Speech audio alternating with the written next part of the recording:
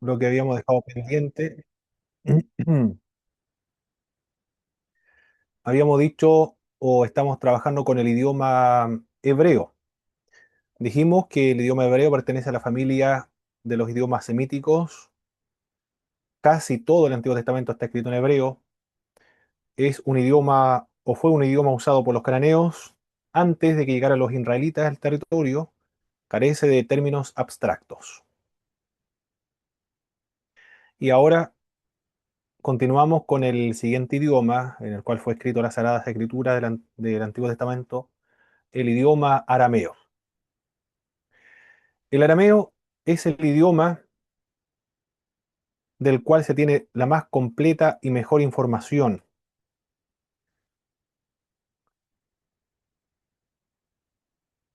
que cualquiera de los otros idiomas que forman la subfamilia noroccidental. El hebreo son estos, el fenicio, el ugarítico, el moabita, el amonita y el edomita. Las pequeñas porciones del texto arameo que tenemos en la Biblia son Daniel capítulo 2, verso 4 hasta el capítulo 7, verso 28. Todo eso está escrito en idioma arameo. También el libro de Edras, capítulo 4, verso 8 al verso 68. Algunos indican que aquella sección del profeta Daniel, cuando escribe en arameo, obedece a que aquellas porciones tratan lo relacionado con el Estado, con el imperio medo-persa, cuyo idioma era el arameo. Y cuando escribe en hebreo en Daniel, aquella sección tiene relación con el pueblo hebreo, con finalidades religiosas. También Edras capítulo 7, verso 2 al verso 26, Jeremías capítulo 10, verso 11 y Génesis capítulo 31, verso 47, tiene dos palabras en arameo. Y también algunas palabras aisladas del Nuevo Testamento están en arameo. El arameo fue el idioma principal de Palestina y Aram, o también conocido como Siria, y en Mesopotamia, la etapa formativa del cristianismo y del judaísmo rabínico. Fue el idioma de Jesucristo. Lingüísticamente, el arameo es muy cercano al hebreo y es similar en su estructura, aunque es menos eufónico. ¿Qué significa esto? Eufónico. Es menos o tiene menor belleza de sonido, esto dicen los lingüistas, y es menos poético que el hebreo. Probablemente es superior, sin embargo, como vehículo de expresión exacta. Mejor que el hebreo en ese sentido. Es más exacto que el hebreo. Es tal vez, en el idioma arameo, la historia más larga y continua de un idioma vivo que cualquier otro idioma conocido, porque se hablaba en Mesopotamia, en la época de Abraham, de Ur de los Caldeos. El idioma era el arameo. Hasta el día de hoy algunas comunidades todavía hablan el arameo. Pero el arameo se habla, no sé si será en la misma proporción que el mapudungún, por ejemplo, o el quechua es muy hablado, ¿eh? El aymara. Es muy, muy poco, es una lengua prácticamente al borde, al límite de la extinción. Sería muy triste que se perdiera y se extinguiera el idioma arameo, porque fue el idioma que habló nuestro Señor Jesucristo. En La Pasión de Cristo, de Mel Gibson, el idioma que figura ahí es el idioma arameo. Fueron asesorados por hablantes arameos. Se usaba durante el periodo patriarcal de la Biblia. Abraham, Isaac y Jacob hablaron el arameo. Y todavía actualmente algunas personas lo hablan. Se caracteriza el idioma arameo, se caracteriza por la simplicidad, es simple, es muy claro también y es un idioma preciso. Durante el periodo persa durante el periodo de los medos y los persas, había llegado a ser el idioma del comercio internacional. Fue la lengua franca de la época, como lo es hoy el inglés. El pueblo hebreo comenzó a utilizar este idioma en el exilio babilónico, es decir, después del 586, cuando se lo llevaron a Babilonia y van a regresar hablando el arameo. Y continuó usándolo luego el pueblo hebreo durante el periodo de los medos persas, durante el periodo de los griegos y durante el periodo de los romanos. Fue un idioma realmente importante en el pueblo hebreo. Era el idioma de Jesucristo. Jesús y los discípulos, de acuerdo a los relatos de los evangelios, hablaron en arameo. El idioma de Jesús y de los apóstoles es el arameo. Dos de las traducciones más importantes de la Biblia hebrea, la Pechita siriaca o la Pechita aramea, y los targúmenes judíos, el idioma en que está escrito es el idioma arameo. El arameo se encuentra toda la literatura cristiana siriaca, porque los sirios son arameos. Es como decir araucano, son mapuches. Los siriacos son arameos. No sé si hay algo más, que creo que eso es. Creo que los yaganes o sí, o los patagones, creo que también es extranjero y ellos se autodefinen a sí mismos como cahuéscar. Los siriacos, arameos. En el Nuevo Testamento preserva para nosotros expresiones arameas de Jesucristo. ¿Cuáles son estas expresiones?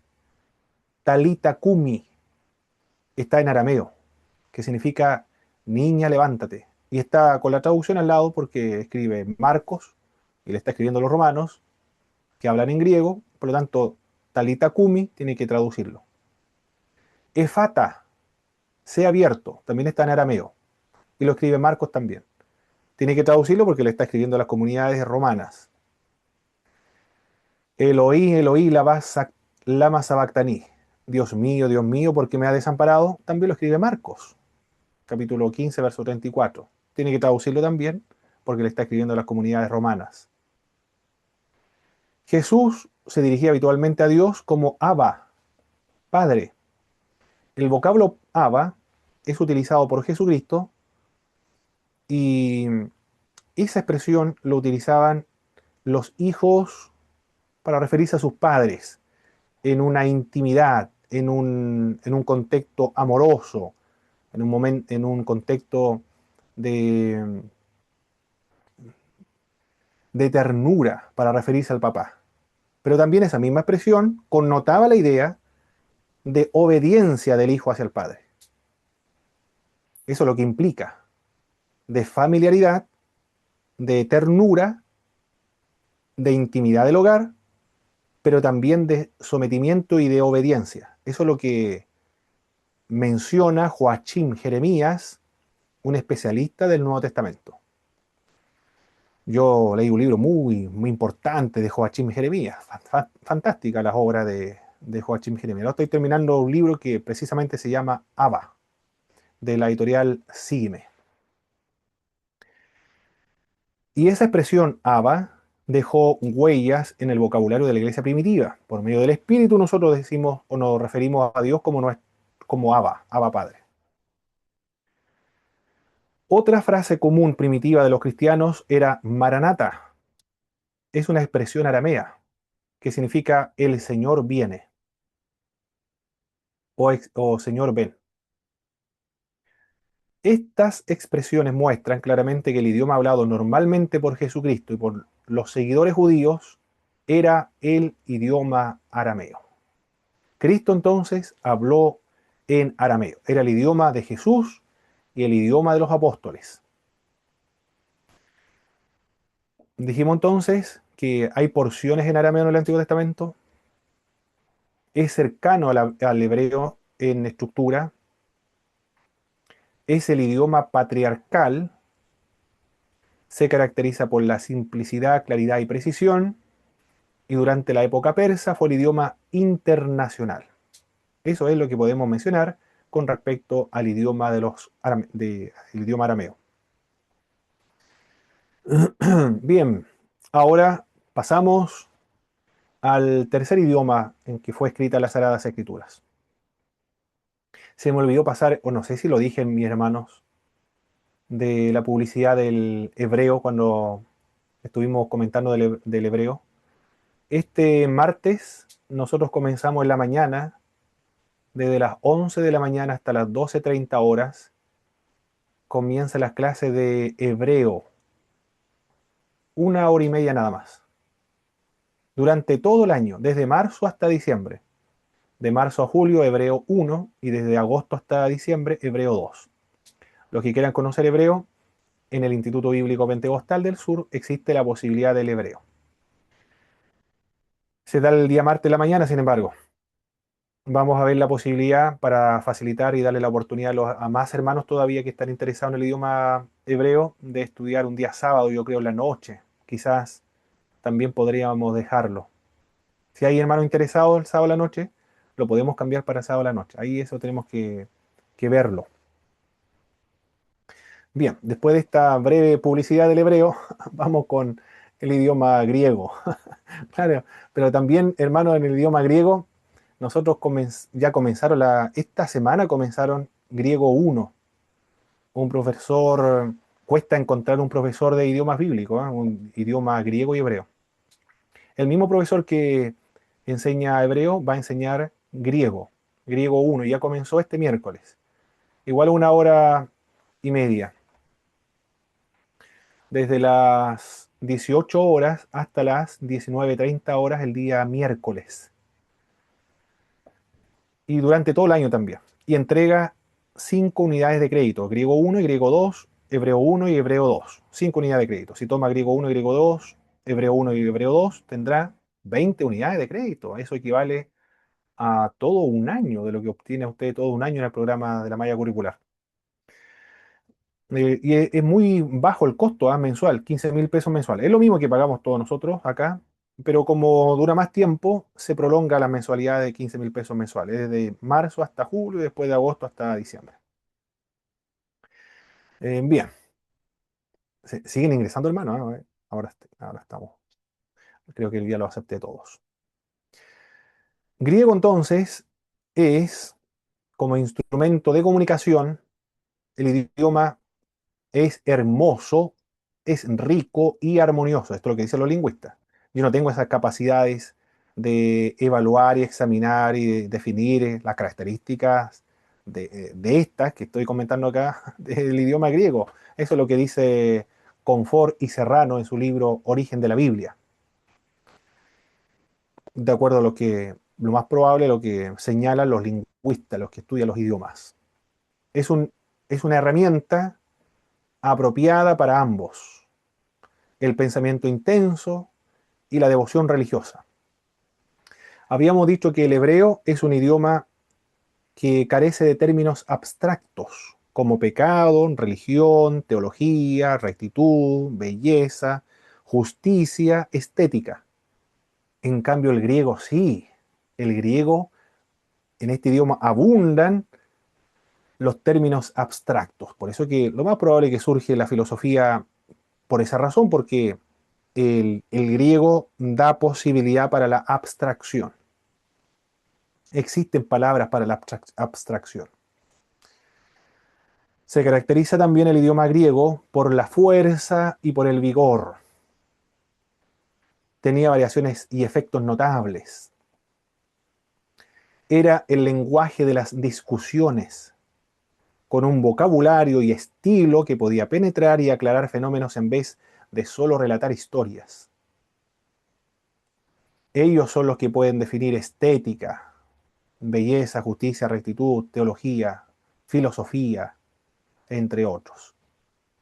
El idioma griego ayudó bastante para el desarrollo de la teología cristiana, de la naturaleza de Dios.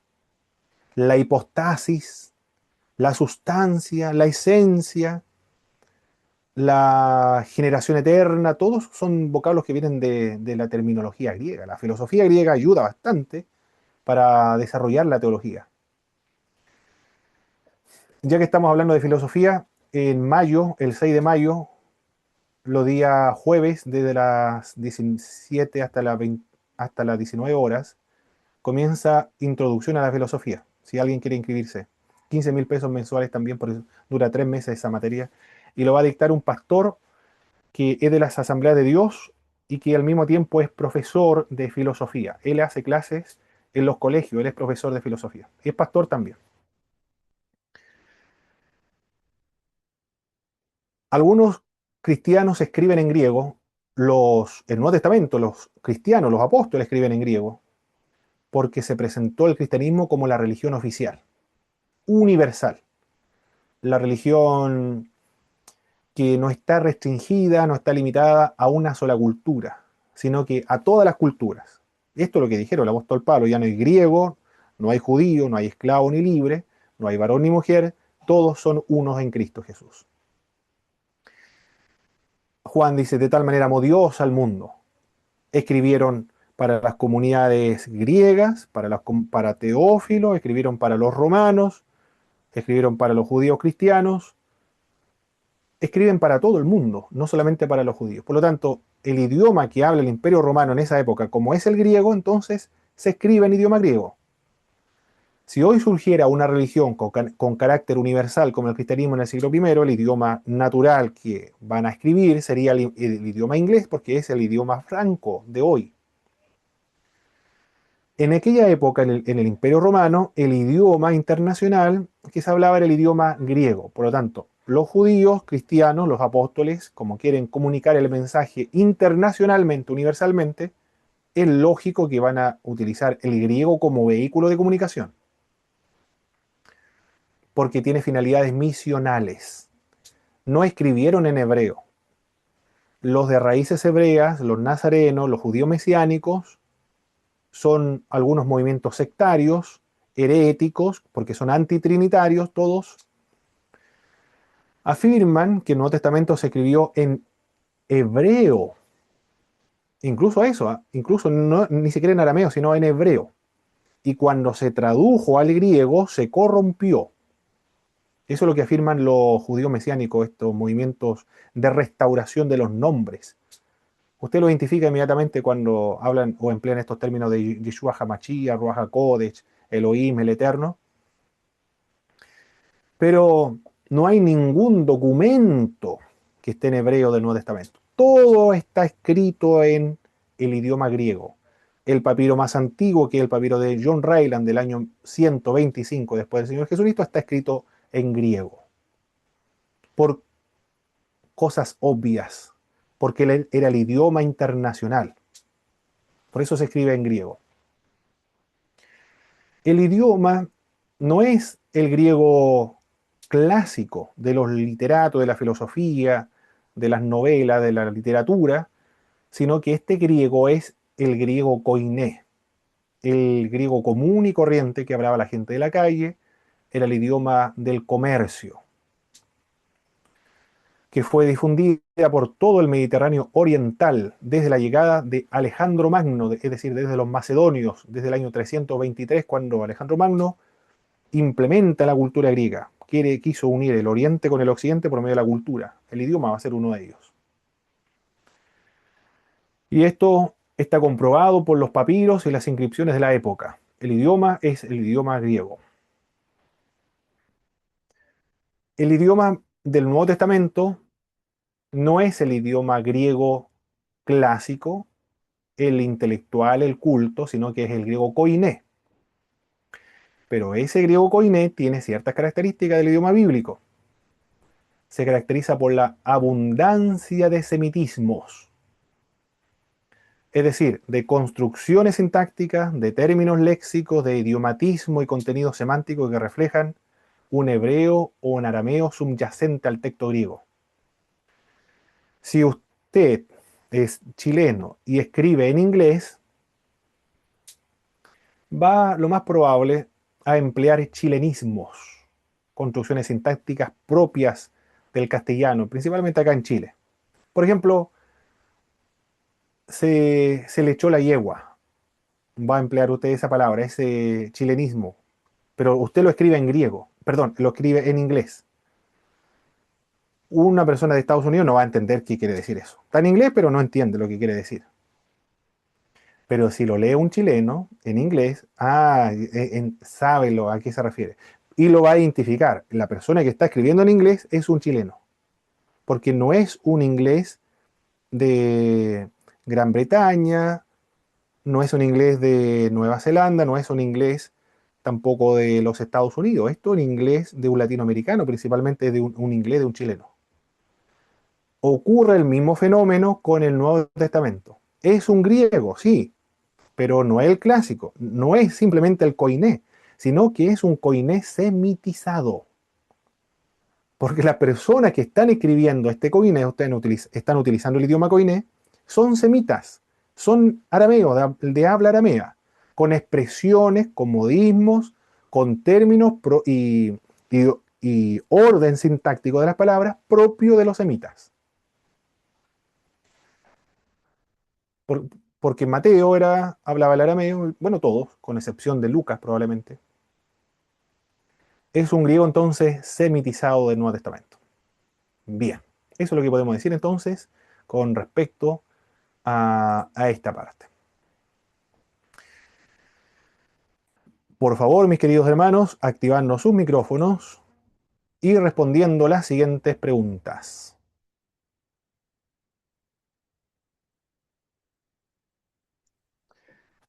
Indique, por favor, cuáles son los nombres que se le han asignado a nuestro libro sagrado. Los libros o el libro. Libro, Perfecto, libro, muy bien, ¿qué más? escritura, Biblia, Biblia, perfecto. testamento, Testamento, muy centro, bien. Las escrituras. escritura, Excelente, la escritura. ¿Y sus derivados cuáles son? letras, Letras, sagrada escritura, Sagrada Escritura, muy bien. eh, libro santo, Santas Escrituras, antes, inspiradas, inspiradas Escrituras también. Perfecto. ¿Antiguo lo dijeron? Mm. Disculpe, hermana, ¿cuál fue? ¿Qué nombre, qué dijo? An- Antiguo. No sé si Ah, lo nombraron. testamento. Testamento Sí. fue, es testamento. No recuerdo Ah, si, ya. parece que sí, alguien nombró testamento. Testamento, sí. ¿En qué idioma se escribió la Biblia? Antiguo Testamento en hebreo en hebreo. y La la mayor parte.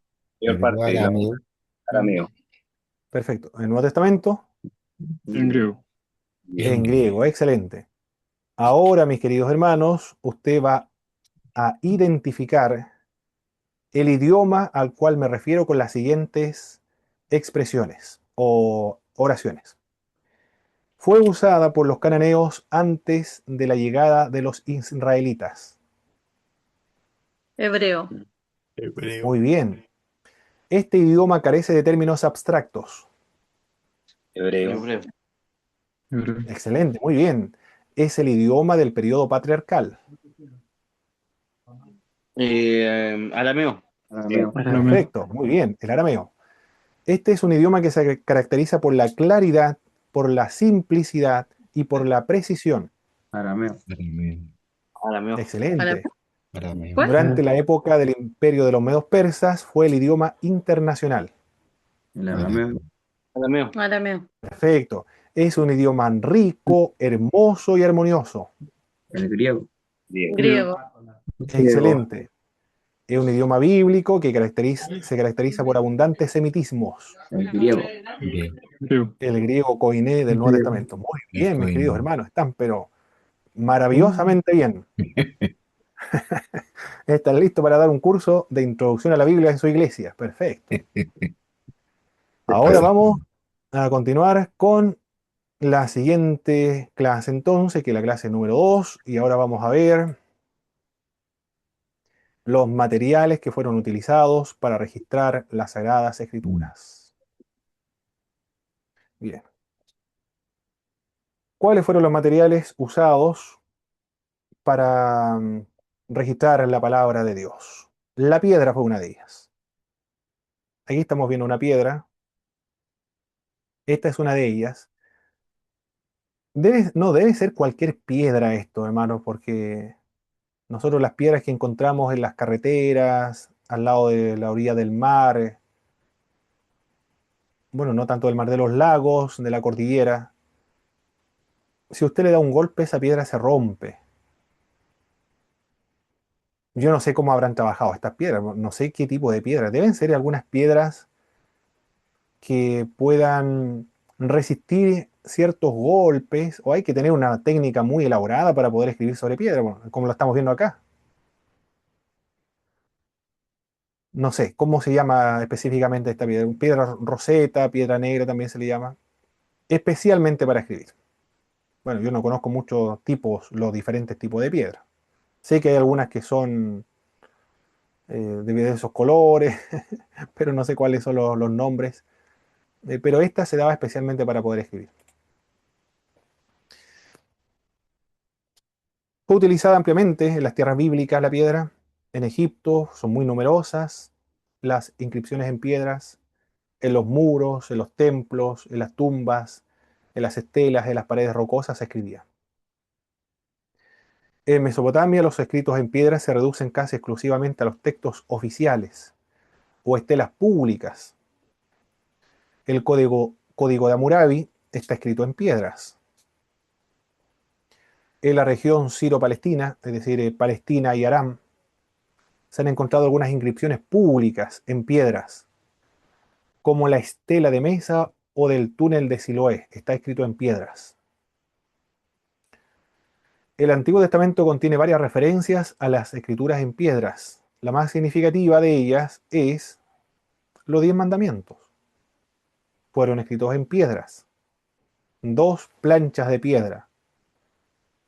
El hombre no lo escribió, esto fue lo maravilloso. Dios lo escribió. No sé en qué idioma lo escribió, no lo sé. Pudo haber sido arameo porque Abraham, Isaac, Jacob hablaban el arameo. Y los judíos que estuvieron en la tierra de Gosén en Egipto no se vincularon, no se relacionaron con los egipcios, por lo tanto el idioma no va a ser el egipcio, van a conservar lo más probable el idioma arameo, tendría que ser necesariamente el arameo.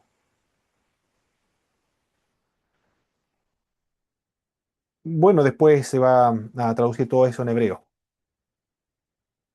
Pero los 10 mandamientos, de seguro, sí, eso tenemos certeza de que utilizó el Señor piedra. Después lo va a escribir Moisés, lo va a escribir cuando rompa las piedras, va a tener que escribir él ahora, lo va a escribir en piedras. Los 10 mandamientos fueron escritos en piedras.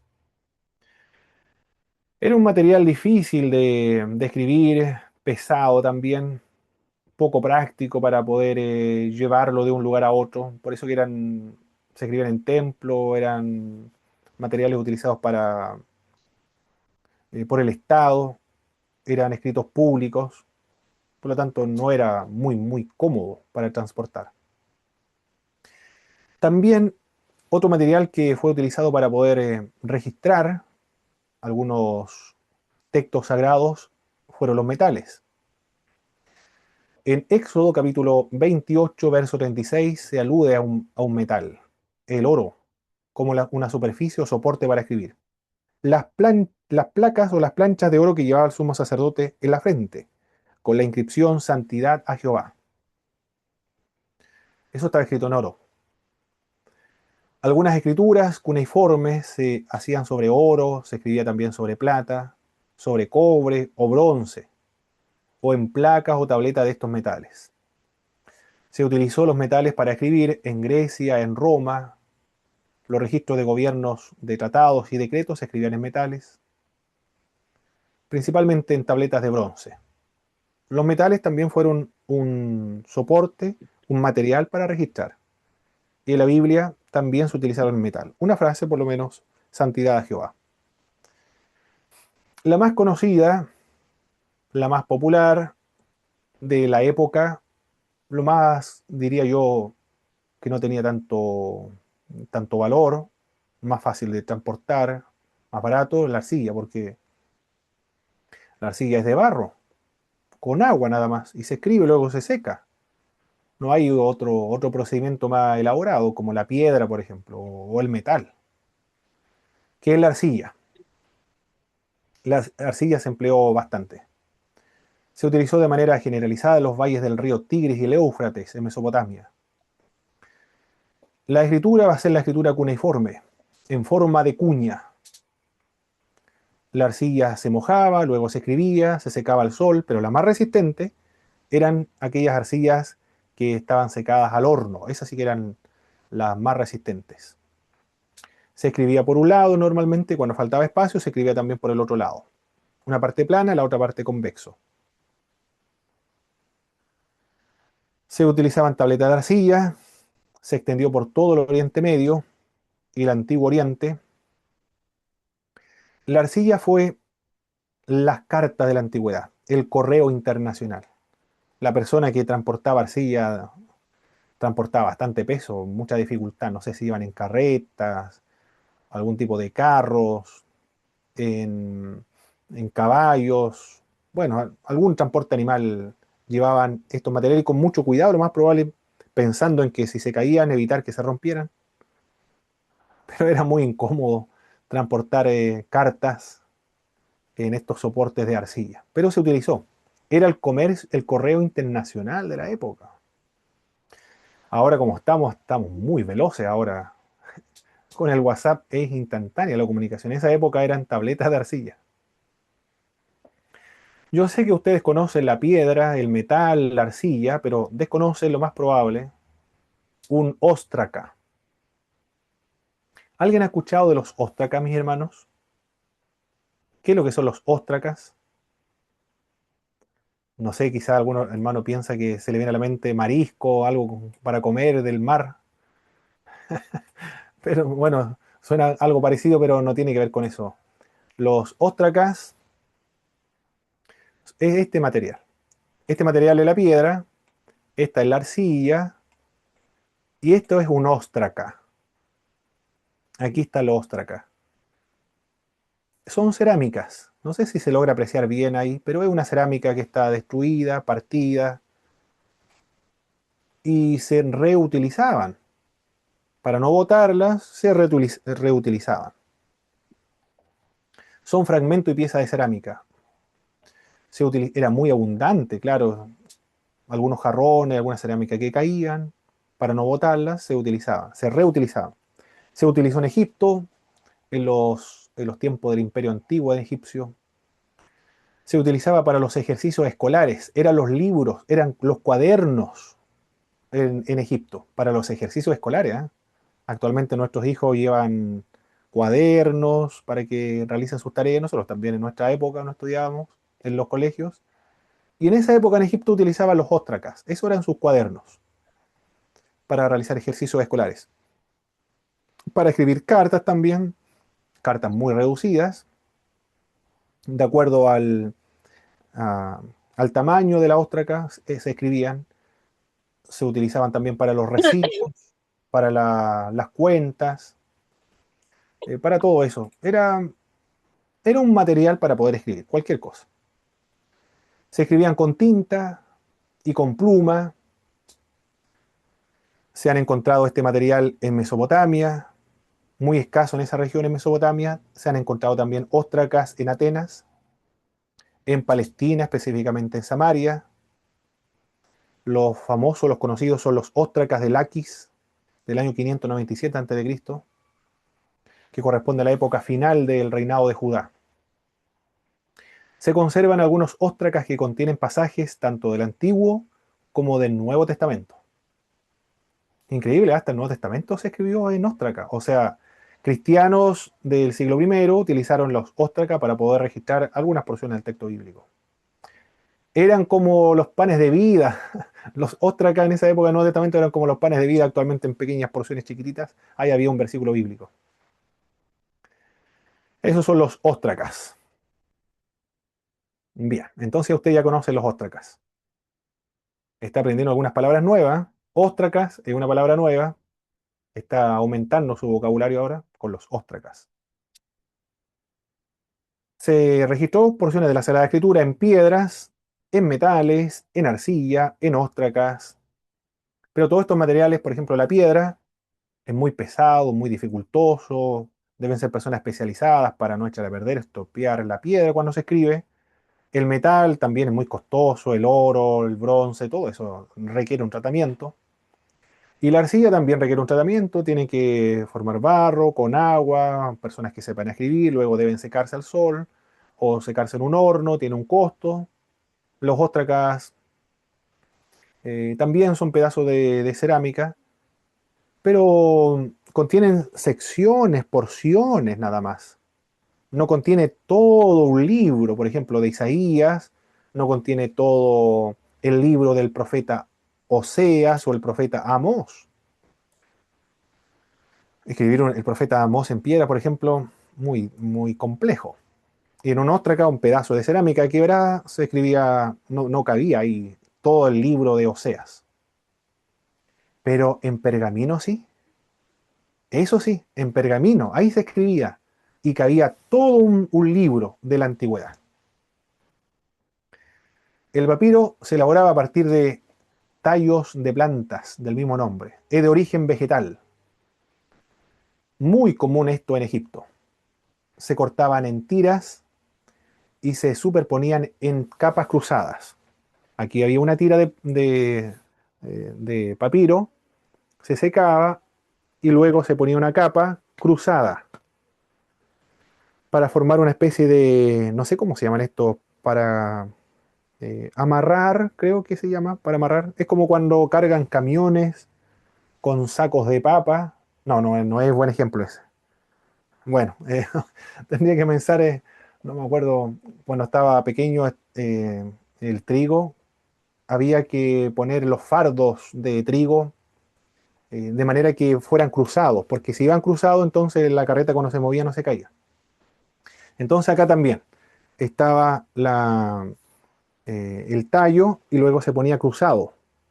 Y eso amarraba el tallo y impedía que se desarmara y durara un poquito más.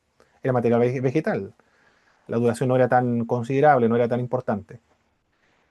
Y sobre esas capas se escribía. Se cortaban en tiras, se superponían y fue el material más usado en la antigüedad. Lo que va a sustituir el uso del papiro va a ser la invención del papel, cuando se inventó en China. Eso es lo que va a sustituir el papiro. O sea, sobrevivió bastante tiempo. El papiro lo sustituyó. Sí, perdón, el papel. Si los chinos no hubiesen inventado el papel, lo más probable es que todavía nosotros hubiésemos usado el papiro. Bueno, es que sería casi lo mismo. Con tanta sofisticación, con tanta evolución del papiro, sería prácticamente como el papel. Pero actualmente utilizamos nosotros el papel.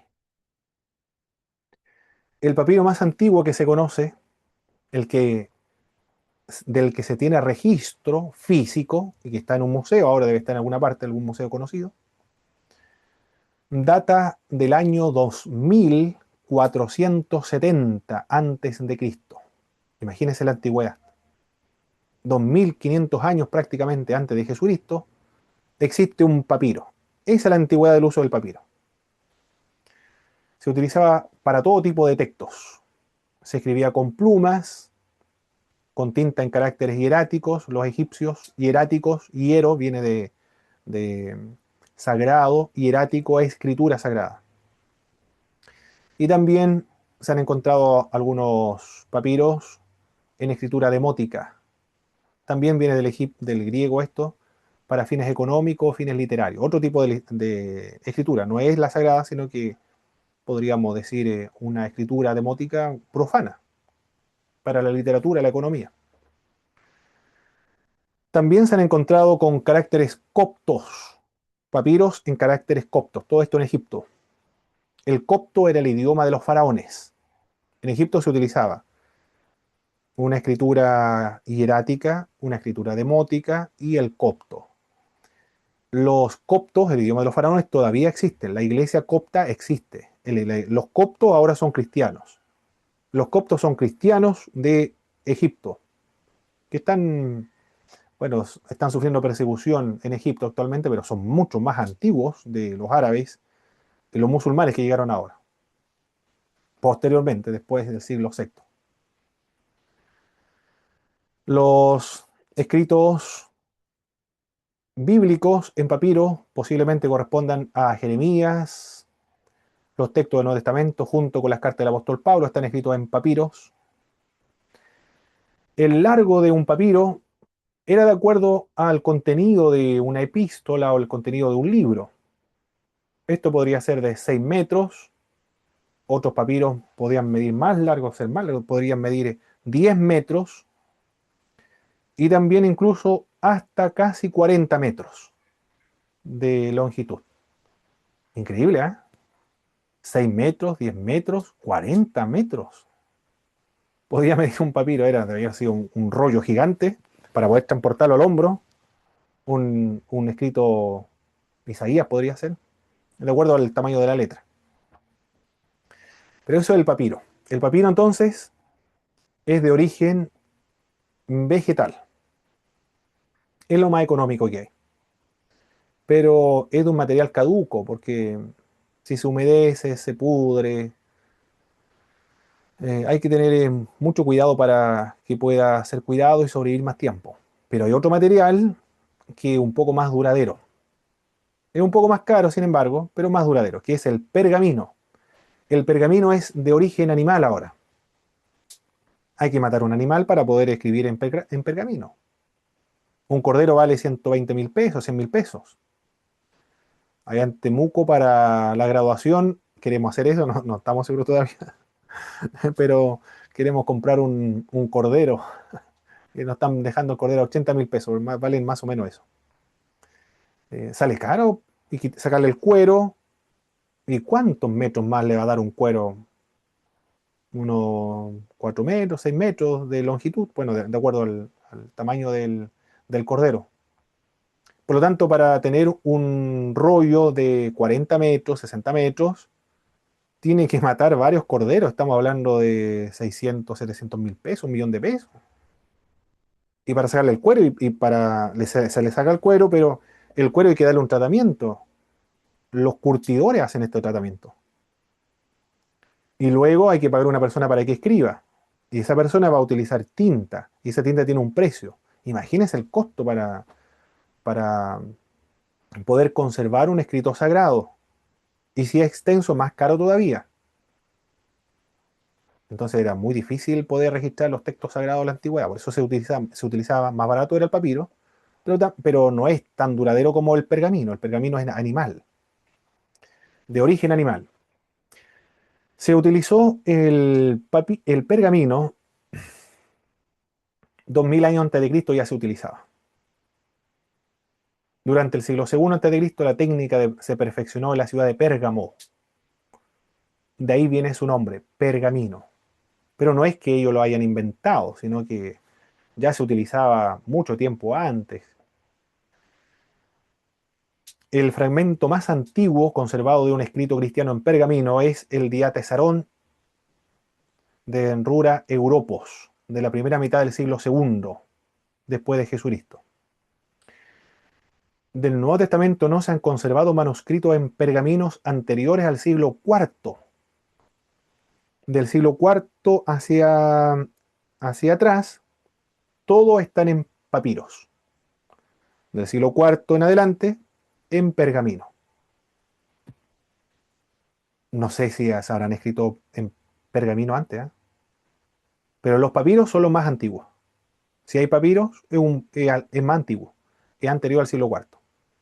Bueno, ahí se va datando, es que también del siglo IV, siglo V todavía se sigue usando el papiro, pero el pergamino comienza por lo menos a fecharse de lo que se haya descubierto desde el siglo IV en adelante.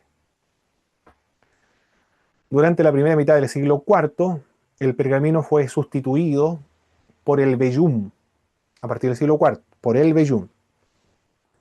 ¿Qué es lo que es el vellum? El vellum también es de origen animal.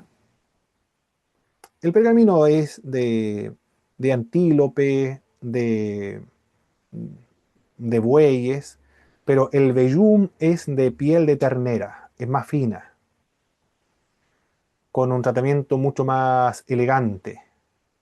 Era más cotizado esto. Se coloreaba el vellum, es decir, el pergamino, el cuero, con púrpura. Y se escribía con oros, con tinta de oro o tinta de plata. Imagínese el costo, hermano. Uf, terrible. Demasiado el costo para poder conservar una epístola. Una persona que trabajaba de esclavo o un dueño de 2, 3 hectáreas no podía conservar ni siquiera una epístola, la primera epístola o la segunda, tercera epístola de Juan en un papiro, en un vellún, por ejemplo. Las iglesias reunidas con ofrendas podían comprar uno, pero una epístola era muy caro el material, muy difícil de conseguir también, por todo el costo del proceso de poder armar un pergamino. Pero esto se va a resolver con una invención que surge lo más probable de casualidad, no es que se lo hayan propuesto, no sabemos cómo, pero surgió el códex. Antes se escribía en rollos, es decir, en papiro y en pergamino. Aquí voy a desenfocar, ajustar mi... Ahí lo... Antes estaban en rollo entonces, mis hermanos. Supongamos que esto es un papiro, un pergamino. Entonces, aquí se escribía en unos cuadritos. Aquí voy a tratar de dibujar algunos cuadritos. Esta es la hoja en blanco. Ahí está. Entonces, esto es un rollo. La persona dijo, yo voy a escribir en esta porción acá. Acá voy a escribir otra sección. Y aquí voy a tener 3 caras en esta sección. Podrían ser muchas más caras. No sé si se logra ver bien ahí. Creo que sí, un poco. Ahí está. Entonces, en estos cuadritos, alguien va a escribir. Y todo esto se rayaba con líneas que tenían las mismas dimensiones. Y luego alguien escribía a mano en esta sección acá. Era más extenso. Recuerde 6, 9 metros, 40 metros. No sé qué habrá ocurrido. Aquí yo estoy especulando nada más, no es que lo haya leído. Estoy solamente especulando. Quizás a alguien, en papiro probablemente, hizo un movimiento brusco y se le rompió el, el pergamino. Ya supongamos que se le rompió. Y ya tenía la escritura acá. No es que así haya ocurrido, yo creo que algo así debió haber ocurrido. Y se asustó el hombre, ¿qué voy a hacer ahora? Perdí un material, esto tiene mucho costo. Y dijo él, ¿y si corto también el otro pedazo? Y lo cortó así. Bueno, tiene que haber sido con tijera. Aquí no tengo a mano tijera. Y después dijo, ¿y si escribo por el otro lado también? Y escribió por el otro lado. Escribió acá y escribe por el otro lado. ¿Y si hago lo mismo con las otras hojas? Y comenzó a escribir por una hoja y después escribió por el otro hoja. Yo creo que después se fue a acostar. Bueno, esto es como ciencia ficción, una novela, pero imagínense, se fue a acostar y dejó las hojas sueltas en una mesa. Pudo haber pasado un viento, un gato, cualquier cosa, un terremoto, y las hojas después el otro día estaban todas sueltas y dispersas. Y después no se acordaba cuál es la primera, cuál es la segunda, cuál es la tercera. Entonces dijo, para evitar este problema, lo que voy a hacer yo, a estas hojas sueltas, le voy a poner una costura.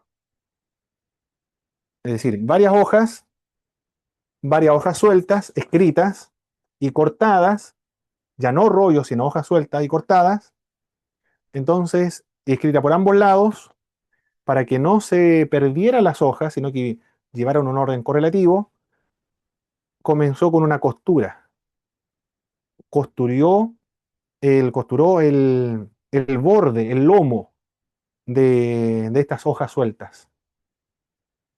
Y después se dio cuenta que aquí había una epístola, supongamos que fue así. Dijo, hay espacio todavía para insertar otra epístola. Hay espacio para poner acá Mateo, porque me ahorro espacio. Estoy escribiendo por ambos lados y me es más fácil buscar también Capítulo 1, capítulo 2, capítulo 3, capítulo 4, simplemente haciendo este movimiento, este ejercicio de mover las hojas. Voy a poner a Mateo, Marco, Lucas, Juan, voy a poner Epístola de Pablo, Hebreos, Apocalipsis, y todo ello después le voy a poner una costura, acá. Y así nació el códex. Eso es el códex. El códex son en forma de libros. Fue revolucionario eso, hermanos, porque era más fácil para poder manejarlo, era un poco más barato porque se ahorraba espacio, se escribía por ambos lados, era más cómodo para transportar, ahora no se transportaba una piedra, ahora no se transporta una arcilla, no se transportan pedazos de óstracas para unir la continuidad de un relato bíblico, no tienen que andar al hombros con rollos completos escritos por un solo lado, sino que ahora andan con hojas sueltas y la tapa era de madera o era de cuero, pero ahora pueden llevar más escritos cristianos que anteriormente, y todo junto en un compendio. El libro entonces, el formato de libros, aquí tengo un libro gigante, ¿eh? Esto es de Introducción a la Teoría de la General de la Administración, estaba a 10.000 pesos, esto vale 64.000 pesos en la busca libre. Yo lo encontré en la feria de las pulgas, bueno, no la feria de las pulgas, sino el libro usado, a 10.000 pesos. Pero así nació los libros, de esta forma. El libro es la evolución, la mejoría, diría, de un códex. Un códex es un formato de libros. Ya no más hojas sueltas, sino un solo tomo nada más. Y es muy fácil de transportar. Eso es el códex, mis hermanos. Los códex famosos son el Códex Sinaítico y el Códex Vaticano. Aquí tenemos una imagen de un códex. Esto es el Códex Sinaítico, creo que es. Son hojas sueltas, escritas en columnas, y luego con una costura en el borde. El Códex Sinaítico, el Códex Vaticano, son códex muy antiguos en que se escribió las Sagradas Escrituras. Los cristianos adoptaron muy pronto, desde el siglo II, el uso del códex. Antes del siglo II van a aparecer los papiros, pero después los códex. Rompiendo así con la tradición judía, los judíos solamente en rollos. La ventaja del códex para el cristianismo fue notable. Esta nueva técnica editorial del cristianismo permitió la extensa y rápida difusión de la fe cristiana. Fue un vehículo para masificar, para publicitar mucho más la fe cristiana. Permitía visualizar mejor que ningún otro medio anterior la unidad de todos los libros. Y gracias a la invención del códex, ahora los cristianos van a tener la conciencia. ¿Qué libro voy a incluir dentro del códex? ¿Y qué libro voy a dejar fuera del códex? Que posteriormente se va a convertir en el canon sagrado. Bien, esos son entonces los materiales de escritura, mis queridos hermanos. Por favor, recuérdenme cuáles son los materiales de escritura que fueron utilizados en la antigüedad. La piedra, Piedra, Muy bien. metal, Metal, perfecto. Arcilla, Arcilla, Ostras, óstraca, perfecto. papiro, Papiro, pergamino, muy bien. El rollo y el rollo, código. Rollo y códex. códex. ¿Qué es lo que son los óstraca, mis queridos hermanos? cerámicas, Cerámica, excelente, muy bien. fragmentos de El cerámica, papiro, ¿de cuál es el origen del papiro? los tallos de la planta, Perfecto. El pergamino, de origen eh, al animal, papi. de El animales, excelente. animal, cuero ¿Qué de son los animal. códex? Perfecto. Los códex, ¿qué son? Paso, dijo Hojas la ordenadas. hermanita. lo que reemplazó como una forma del libro, que era la costura. Excelente, sí. Son hojas sueltas, pero con una costura al borde, y que son son los anteriores, el antecesor a los libros. Perfecto. No. Esto lo vamos a pasar y yo creo que vamos a alcanzar esto último. 3 minutos para trabajar con esto. La Biblia es un libro formidable. ¿Qué duda cabe? ¿Quién tendrá esa duda? Yo no, no creo que alguien tenga duda de eso. Por eso, de hecho, está estudiando en el Instituto Bíblico, porque usted está totalmente de acuerdo que la Biblia es un libro formidable, es un libro único, es un libro formidable, maravilloso, extraordinario, es la revelación de Dios. Es singular por su origen. Fue escrita por 40 autores. Y estos autores tenían diversos trabajos. Algunos eran políticos como Moisés, otros eran generales de ejército como Josué, otros eran reyes como Salomón, pastores como Amós, médicos como Lucas, funcionarios públicos, trabajaban para el Estado como cobrador de impuestos en el caso de Mateo, un rabino judío, el apóstol Pablo. Se escribió la Biblia a través de 1500 años. Aquí estamos, 1440, estamos redondeando la cifra acá. 1400 antes de Cristo, 100 después de Cristo, con el Apocalipsis de Juan. Sería ya unos 1500 años. A lo largo de 1500 años se escribe la Biblia. La Biblia no se escribió en un año, se escribió a través de 1500 años. Y no fue un autor, 40 autores fueron los redactores. En ambientes y culturas distintas. Se escribió en el desierto, se escribió desde la cárcel, se escribió desde el campo, se escribió desde el palacio, en el viaje, en el destierro, en el exilio, de todos sus lugares se escribió. En 3 continentes distintos, en África, en Asia Menor y también se escribió desde Europa. En 3 idiomas distintos, en griego, hebreo y arameo. A pesar de todas estas características, de estas diferencias, la Biblia desarrolla un solo sistema de moralidad. Se destaca por su unidad, a pesar de la diversidad. Presenta un sistema de doctrina, una sola doctrina, de Dios, del hombre, del ángel, del pecado, de la salvación, del Espíritu Santo de Dios, una sola doctrina, que se desarrolla a través de todas sus páginas, desde Génesis hasta el libro de Apocalipsis. Un solo plan de salvación. Siempre la salvación es del mismo modo, por medio de la fe, por la gracia, por la confianza en Dios.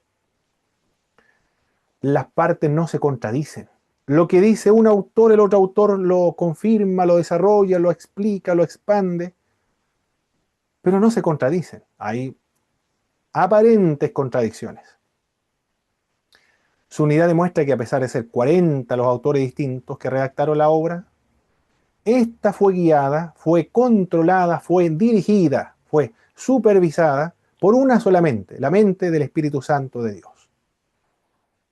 Por eso que la Biblia se caracteriza por ser un libro singular por su origen, singular también por su unidad y singular por su actualidad. Eso no lo alcanzamos a desarrollar, pero lo adelanto y usted lo va a leer en el libro El origen de la Biblia de Evangeliche Onroe, porque ya estamos en la hora.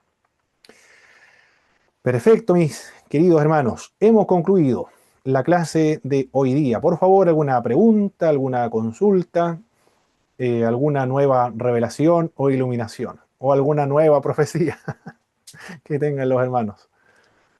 Consulta, ¿el PowerPoint lo va a enviar al correo?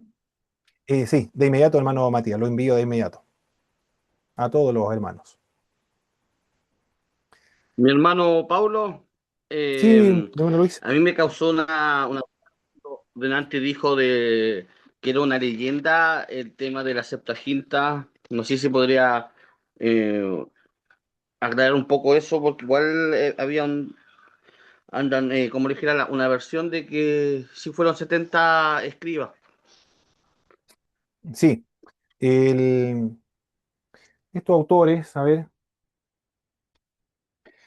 Phillips Comfort y Rafael Serrano, en el origen de la Biblia, estos autores indican que no fueron no fueron 70, sino que fueron muchas más personas que intervinieron en la traducción.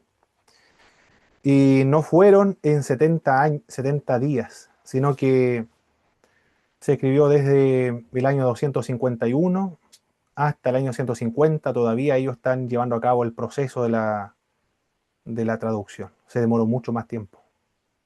Pero se conoce hasta el día de hoy como la versión de los 70, es decir, 70 fueron los que lo escribieron y en 70 días. Pero en la práctica se demoraron mucho más tiempo. Eso es lo que dice este libro. Estoy citando este libro, mis hermanos, del origen de la Biblia. Son ellos especialistas de la Biblia. Por ejemplo, Philip Comfort es catedrático del Nuevo Testamento en Carolina University. Rafael Serrano es también editor general de la Santa Biblia, la Nueva Traducción Viviente. Son todos PhD, máster en teología. Esos son los, los títulos logrados que tienen esta. Son varias personas, ellos son los editores. Pero de ahí saqué la información, mi hermano Luis, de ese libro, del origen de la Biblia. Bueno, ok. Mi hermano Pablo, yo igual en relación a los idiomas, me quedó claro el hebreo, el arameo, pero el griego como que, no sé, como que no lo entendí mucho o tuve como una laguna y no logré comprenderlo ni saborizarlo como lo hice con los otros idiomas como hebreo y arameo. ¿Me podría explicar eh, la diferencia del griego o cómo yo lo puedo identificar al momento Muy bien, de contar una calificación de cada uno? correcto, hermana Patricia. El griego se caracteriza por la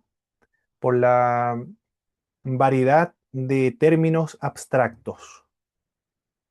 El hebreo se caracterizaba por carecer de términos abstractos.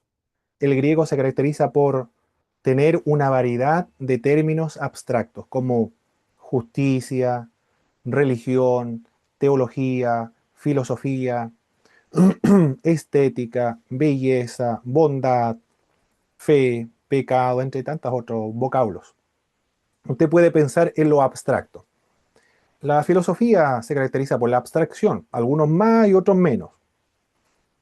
Algunos entienden la filosofía como Nietzsche, por ejemplo, porque emplea muchas metáforas, pero la gran mayoría emplea más abstracciones.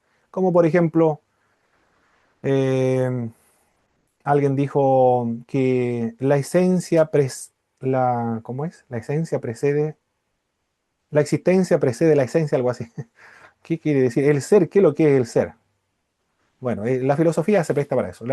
El griego es un lenguaje que tiene vocablos muy abstractos. Mira, ahí surge, de hecho, la filosofía.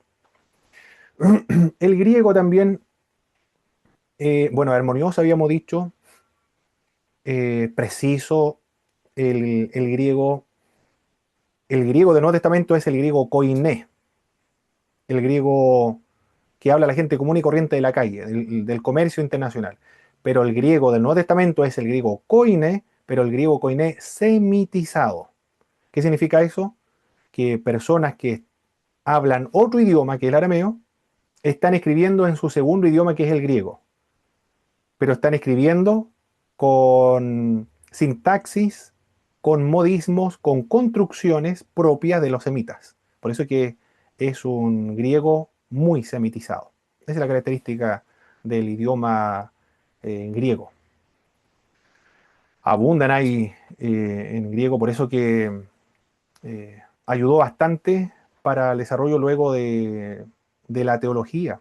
Unión hipostática, esencia, sustancia, naturaleza.